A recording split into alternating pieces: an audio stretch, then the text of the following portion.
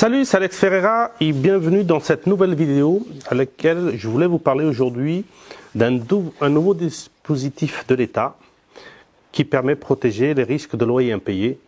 Parce que vous savez, le risque d'avoir des loyers impayés est très élevé et c'est pour ça qu'il y a beaucoup de personnes qui ne veulent pas investir dans l'immobilier parce qu'ils ont peur de ne pas se faire payer son loyer. C'est normal parce que vous avez votre crédit, vous avez vos charges et tout ça. Et le but d'un investissement immobilier, c'est que déjà minimum ça s'autofinance, mais surtout que ça puisse nous dégager des revenus supplémentaires. Donc, mais ça, pour avoir des revenus supplémentaires ou pour que ça s'autofinance, il faut absolument que le loyer tombe tous les mois. Et avec la conjoncture actuelle, avec quand c'était la crise, tout ça, il y a des personnes parce qu'ils ont des problèmes financiers ou d'autres parce qu'ils sont de mauvaise foi, le risque de loyer impayé augmente. Et c'est pour ça que ça freine pas mal d'investisseurs à investir dans l'immobilier. Donc, vous avez deux cas de figure dans le cas de risque des loyers impayés. Soit vous prenez une assurance, mais quand vous prenez une assurance, vous allez payer entre 2 et 3%. C'est ce que je fais moi dans tous mes locations, tout ce qui est à l'année surtout. Et le problème, c'est que des fois, vous êtes sur le cas de figure. Je vous donne un exemple. Vous voulez louer un studio à 500 €. Mais la personne, il faut qu'elle gagne 3 fois le montant du loyer. Mais des fois, la personne elle touche que 1350 ou 1400 €. Donc, votre assurance de loyer impayé ne va pas prendre en charge, ne va pas assurer. Il faut absolument qu'il gagne 3 fois. Et des fois, ce locataire, il a le bon profil, voilà, c'est une personne qui travaille et tout ça, et qui a le bon profil pour payer, et que voilà, il a surtout envie de payer votre loyer, mais il ne gagne pas les 3 fois. Et des fois, vous êtes dans une situation un peu bloquée parce que vous aimeriez bien le louer à cette personne, mais d'un autre côté, vous voulez protéger votre loyer avec une assurance ou un dispositif. Ce qui a fait, c'est que l'État, il y avait déjà un ancien dispositif qui s'appelait GRL, mais maintenant il a été remplacé par un nouveau dispositif qui s'appelle VISALE, V-I-S-A-L-E, qui a été mis en place. C'est un nouveau dispositif qui est mis par l'État. Et en gros, c'est l'État qui va vous garantir les loyers. Donc si la personne, pendant une durée déterminée, que je vais vous en parler un peu plus tard, ne paye pas son loyer, c'est l'État qui se garantit à la place, c'est l'État qui prenne la place de l'assureur en gros. Et donc, ce nouveau dispositif, il a des avantages et il a des inconvénients. Les avantages qu'il a, c'est que, donc déjà ça couvre, donc vous pouvez aller jusqu'à 50% du montant de revenus pour le loyer. Je reviens à mon exemple de 500 €. On avait donné l'exemple que la personne, il y avait un loyer de 500 € pour un logement, pour un studio, et que la personne gagnait 1350 €. Donc cette personne qui gagne 1350 €, elle peut aller jusqu'à 675 € de loyer, parce que l'État couvre jusqu'à 50%. Le but, c'est pas de prendre quelqu'un que le montant du loyer soit 50%, parce que il y a un fort risque qu'elle ne peut pas payer, il y a un fort risque que l'État, il faut qu'il s'engage, il y a toujours toute une procédure à mettre en place.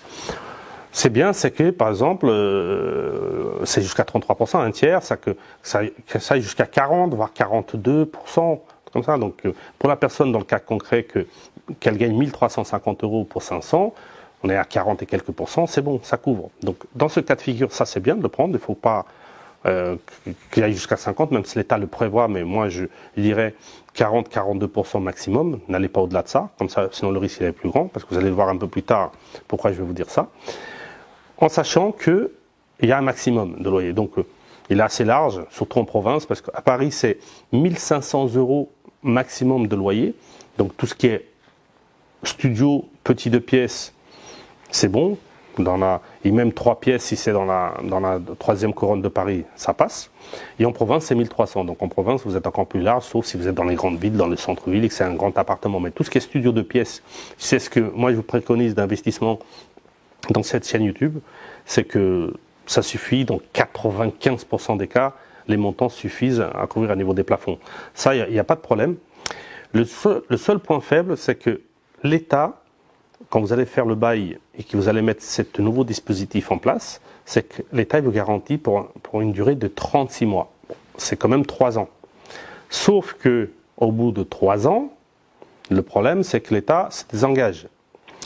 Et là, c'est pas évident. Donc c'est pour ça que je vous disais, c'est que si jamais vous êtes un petit peu au-dessus du montant du maximum, c'est-à-dire qu'on va récapituler, la personne gagne 1350 €, votre loyer est de 500, peut-être que dans 3 ans, la personne, elle gagnera déjà 1500 €. Et peut-être ça rentrera dans le cadre déjà d'un tiers, et là, vous pourrez basculer sur une assurance de loyer impayé. Si l'écart est plus grand, c'est plus élevé. Donc là, pour l'instant, l'État ils n'ont pas trop dévoilé comment ça peut se passer au bout de 36 mois pour que vous continuez à être protégé. Donc, moi, ce que je préconise, c'est de voir avec une agence. Peut-être qu'ils ont mis déjà plus de dispositifs mais le problème est que le dispositif, il vient de ressortir, donc peut-être il n'y a pas de cas concret au bout de 3 ans, mais il faut se renseigner un peu plus en profondeur, à niveau, via les agences ou les avocats spécialisés, comment on peut faire pour au-delà des 36 mois. Est-ce qu'on peut faire carrément juste un bail de durée déterminée que de 36 mois, et après, ça finit.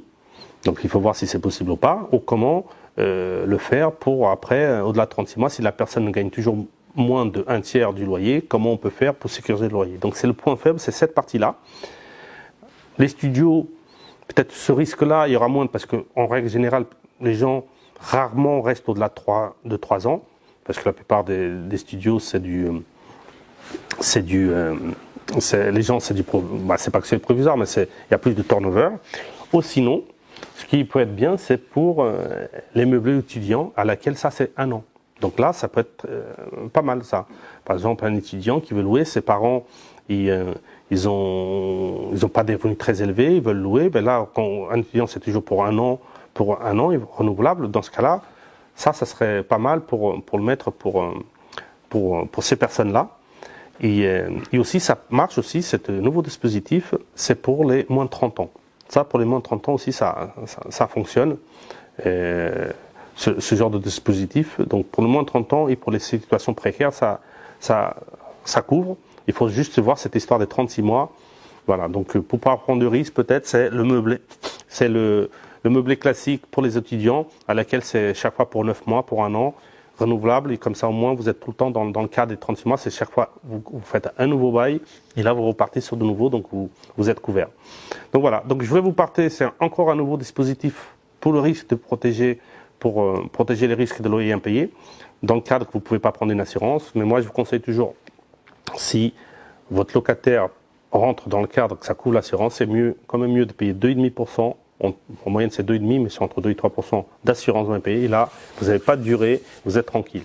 Dans le cadre que vous n'avez pas un locataire qui rentre dans ce profil-là, qui est légèrement en dessous, vous avez cette alternative que vous pouvez mettre en place, qui peut vous garantir déjà pendant 36 mois et après voir comment on peut faire au-delà, ou sinon le louer à des étudiants qui savent que tous les ans qu'on renouvelle le bail. Voilà, je vous dis donc pour cette vidéo c'est bon, donc pour les prochaines vidéos on aura encore des nouvelles astuces, des nouvelles formes d'investir et des opportunités pour faire des très belles affaires. Si vous voulez continuer à voir des vidéos, si jamais vous n'êtes pas abonné, abonnez-vous à la chaîne, ça vous permettra de ne pas rater les prochaines vidéos et de voir celles que j'ai déjà mises sur la chaîne. Et je vous dis à la prochaine vidéo, n'oubliez pas, on investit ensemble et n'oubliez pas qu'on est là pour vous donner le maximum d'astuces, le maximum de conseils pour optimiser votre investissement immobilier. Au revoir.